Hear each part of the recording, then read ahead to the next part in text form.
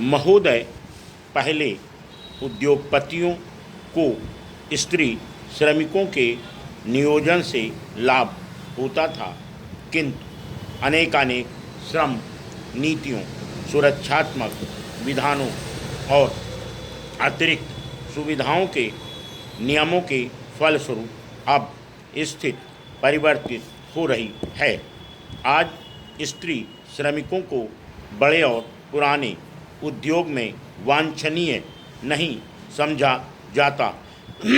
ऐसा माना जाता है कि स्त्री श्रम से पर्याप्त लाभ नहीं मिल सका। स्त्री श्रम के विषय में लागू सुरक्षात्मक कानूनों के कारण उद्योगपति स्त्रियों के रोजगार में कतराया करते हैं। स्त्री श्रमिकों को निरुत्साहित करने के पक्ष में उनसे काम नहीं लिया जा सकता। जिन उद्योगों में पहले स्त्री श्रमिकों का नियोजन हुआ था, वहाँ भी उनकी छटनी होने लगी तथा यह कहा जाने लगा कि उन्नत मशीनों के कारण अब स्त्री श्रमिकों की आवश्यकता नहीं रह गई। अनेक उद्योगों में अब योजनाबद्ध रूप से स्त्री श्रमिकों की छटनी हो रही है तथा लघु उद्योगों, कुटीर एवं गृह उद्योगों में स्त्री श्रमिकों के नियोजन की संभावनाएं बलवती होती जा रही हैं।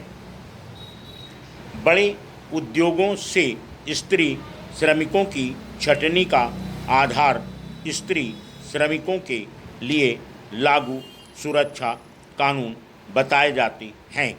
इसका परिणाम स्त्री श्रमिकों की बढ़ती हुई बेरोजगारी सामने आती है। पंचवर्षीय योजनाओं में हथकरघा, ग्रामोद्योग, खादी तथा अन्य कुटीर उद्योगों की व्यापक पैमाने में स्थापना हुई है, जिनमें स्त्री श्रमिकों को रोजगार दिया गया है। वर्तमान के जनगणना के अनुसार प्रति 1000 पुरुषों में स्त्रियों की संख्या 941 थी।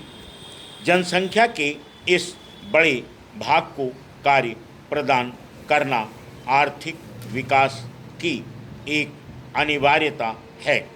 यदि स्त्री श्रमिकों के रोजगार को अलाभकर मानकर छोड़ दिया जाए तो इससे जनशक्ति का ह्रास और अनुपयोगी होगा।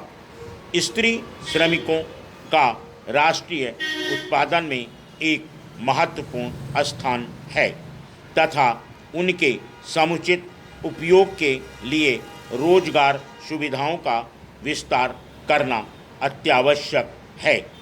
यहाँ स्त्री श्रमिकों से संबंधित अन्य समस्याओं की ओर उंगली निर्देश करना भी अनुचित न होगा।